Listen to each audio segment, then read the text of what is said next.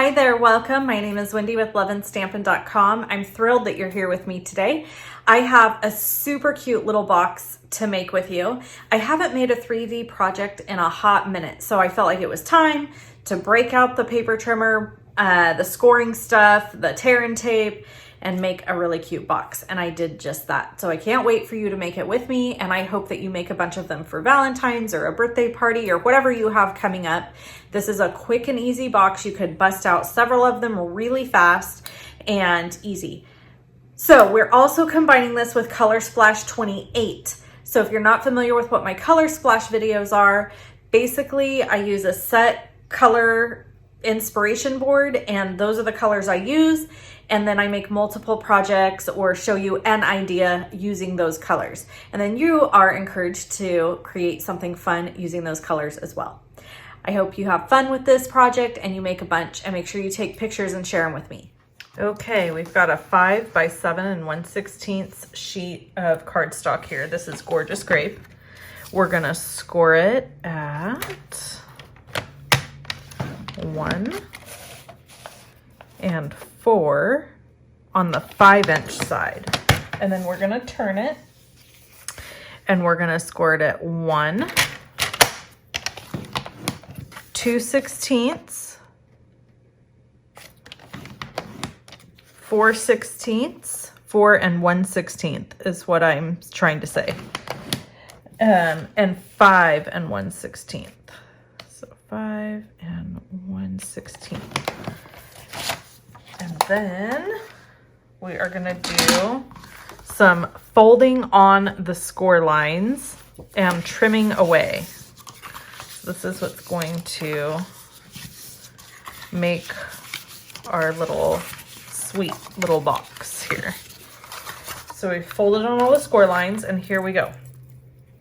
So this is your lid, this part here that folds over twice. So you've got like kind of, this is 1 and 1/16 and this is 1 inch. So these are your lids. So you're gonna cut away, I should say this is your flap, I guess. Flap / lid. So you're gonna cut away this part on both sides. Like so. As Miss Tabitha Brown says, like so, like that. And then we're gonna trim in on these little flaps.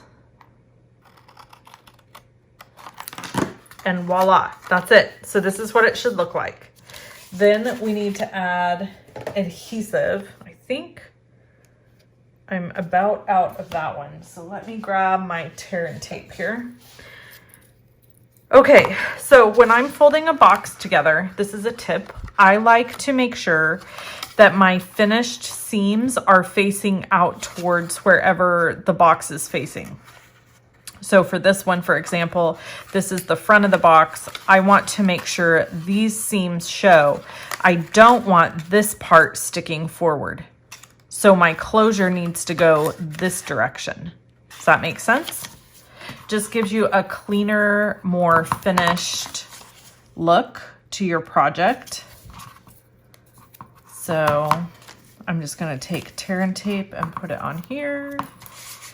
And I could do this really fast for camera and just use regular Stampin' Seal, but it won't hold. You need a really strong adhesive when you're making boxes of any kind to get a really good seal and hold. Okay, and then we're just gonna fold in these little center tabs and then fold this guy over this guy like so, and same on this other side. And then on the inside, I just push those little flaps down. Oh, well, these ones are staying up. Okay, and then this folds over the front like this, and you have a finished box. Now, what I should have done before I finished that off, and I meant to do, was I want to corner round the front of this box. So I should have done that before I folded it all together. That's okay. There we go. So now I've got this cute little box all folded together, and this is the fun part. It holds 3 of these chocolates perfectly. Look at that. Isn't that cute? Super cute. So the total finished box size, and we're going to decorate it, but I just want to get through this part first. So the finished box size is 3 by 2. 3 by 2, and it's 1 inch thick. Isn't that adorable? Gosh almighty, I just love it. I could make 100 of them. So let's decorate it. All right, we are gonna decorate this box. We're gonna use the Oval Occasions stamp set and the coordinating punch. Now, these are gonna probably go really quick from the new catalog. My guess is this is something that's probably going to end up on a back order list. I could be wrong, but it's so cute. It's so versatile. Everybody's going to want it. So make sure it's on the top of your list to get if you haven't already purchased it. All right. We've got Purple Posy cardstock here, and I am going to punch the whatever that is. It's not quite a scallop oval. It's almost a scallop, but not quite. And then I've got Whisper White, and I'm going to punch here. Now, a little tip for you.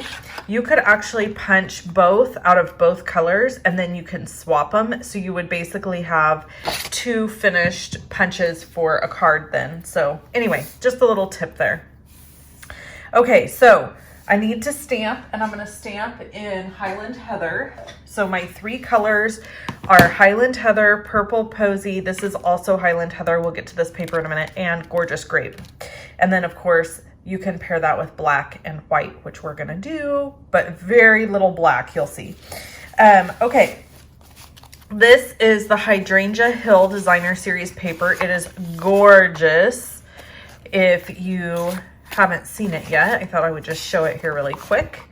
So beautiful. Hydrangeas are one of my favorite flowers, and this year I actually bought some of the stuff you put into the soil to change the colors of the blooms, so I'm excited about that. All right, so we have our box, and now we're just gonna add decoration. And I am gonna add, so this piece here is cut at 2 3/4 by 1 3/4. And these measurements will be listed below the video, and I'll also be listed over on my blog. I'm probably gonna make a little concept sheet for you guys so that you have the measurements of all of these things. That way you can just reference it. This is cut at 7/8 of an inch by 2 3/4. And it's gonna go on top here. And then this one, before I add it, I want to corner around the edges to match the flap. So I'm gonna slip it in here and round it. Slip this one in and round it. And now this will match the flap. Now this one is cut at 3/4 of an inch and 2 3/4. And it's gonna go on just like that. All right, now, here's the box. Here's what I want. I want this flap to tuck under this. So in order for that to happen, I have to add dimensionals just to the bottom of this piece of the oval, not to the top. So we're gonna just add, I'm gonna add 3 dimensionals so that it's really strong and secure.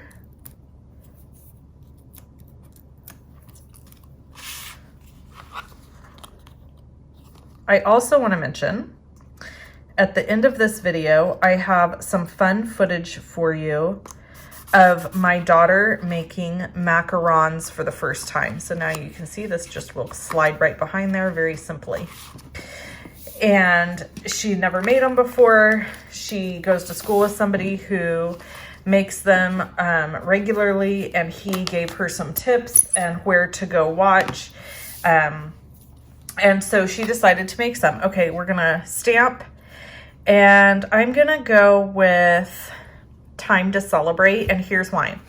A really close friend of ours had their first baby December 31st. And so I am making kind of a little goodie box basket thing full of stuff. So this will be for her, has the 3 chocolates in it.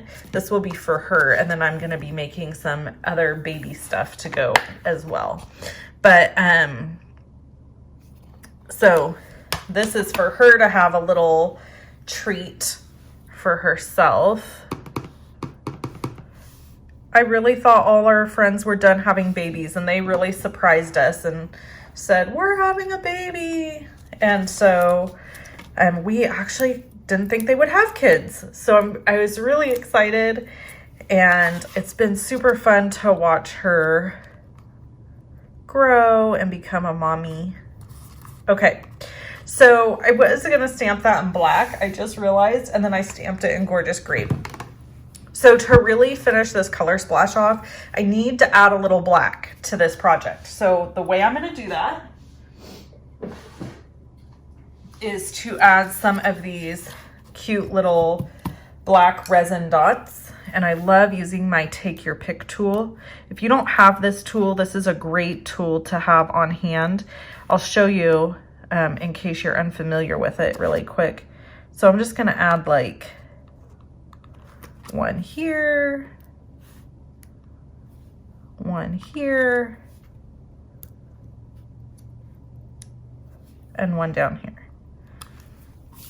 Perfect, done. And then inside the box is the 3 square chocolates.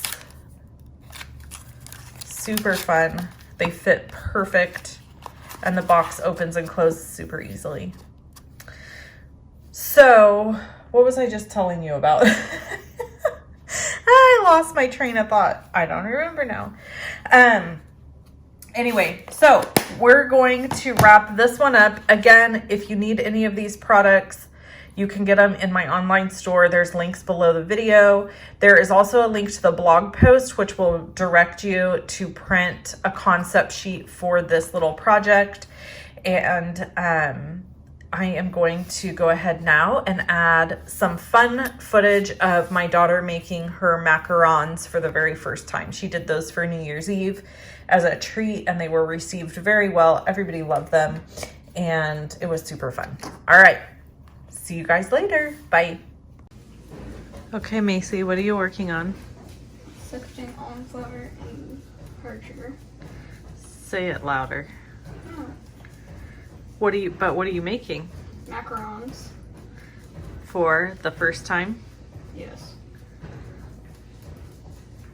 And what new item did you find for me today? Oh, what? a stand mixer. Yay! Target had one. Macie found it. Okay, so explain this process to us. You have to sift this once, and then what? Then put it through the food processor and then sift it again. Okay. And then put it through the food processor and then sift it again. And you got this cool mat. Yeah, they're templates. Templates for macarons. Yeah. And you're making these for New Year's Eve. And this lovely bowl of scariness is? Egg whites. And what did you have to do with them? Age them. You had to age them. Do you think you'll ever make macarons again? Yes. Are you excited to see how these turn out? Yeah. And what color are you gonna make them? Blue. With what? Silver dust. Silver dust. Almost done sifting. I've been working on cleaning up Christmas, so I've managed to get everything in here. Tree number 1 has all of its ornaments off. I've packed all these up,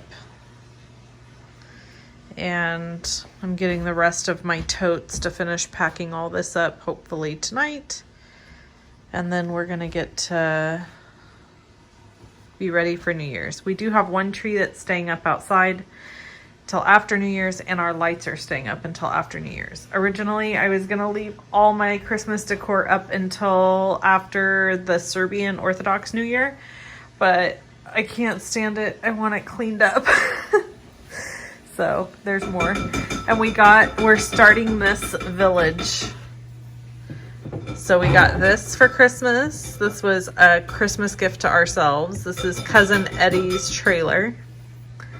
And we got this, the reindeer with the flames coming out of Santa's sleigh. My sister got us this one.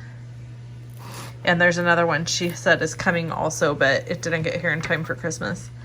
So next year we're gonna have the start of our Christmas vacation, Christmas village. So that'll be fun. Okay, so now what step are you on? Making the meringue. Okay, and so what are you gonna do with the meringue once you do it? I'll have to fold in the flour mixture. Into that bowl there that you're getting ready? After I'm done well, no, I have to transfer into a different bowl. Oh. And this is our first time using our new mixer. She's getting tips from Preppy Kitchen. Add in my quarter teaspoon of cream tartar.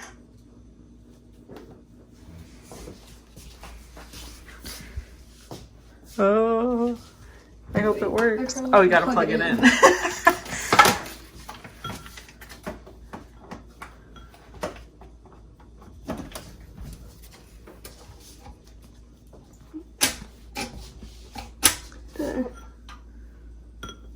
Are you sure you got it plugged?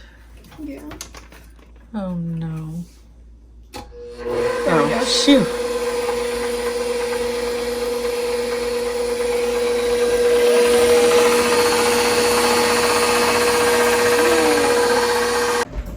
The macaron process is going well. I love that my kid bakes. Here she is with her beautiful show 'em your meringue. Oh wait, I gotta go over here. Look at how beautiful that is. She's still got to whisk it, but this is the best part right here. Okay, Macie. You've piped them all out. Now what are you doing? I have to get all the air bubbles out.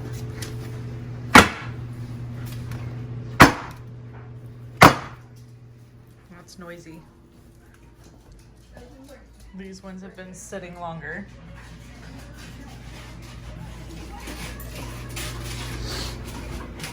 We're gonna see how this goes. It's very exciting.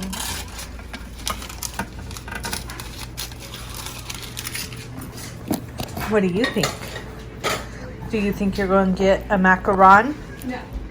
Oh, Macie said no, you can't have a macaron. Maybe a mess up. Oh, maybe a bad one. She said that. Okay. So your timer just went off, and now what are you doing? Putting them in the oven. Yeah, but tell what they're supposed to be like. You can be able to touch the top because it's set. Pretty cool. Okay, in the oven they go. And then these ones got piped about 30 minutes ago, so they have about 15 more minutes to sit before they can be baked. Going in the oven now. I'm so excited for you.